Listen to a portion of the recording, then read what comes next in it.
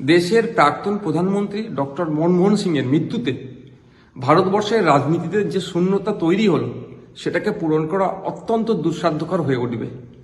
তিনি শুধুমাত্র দেশের প্রাক্তন প্রধানমন্ত্রী নয়, তিনি একজন দক্ষ অর্থনীতিবিদও ছিলেন। দেশ আজকে একজন সিনিয়র মোস্ট পলিটিশিয়ান এবং সাথে সাথে একজন দক্ষ অর্থনীতিবিদকেও হারালো।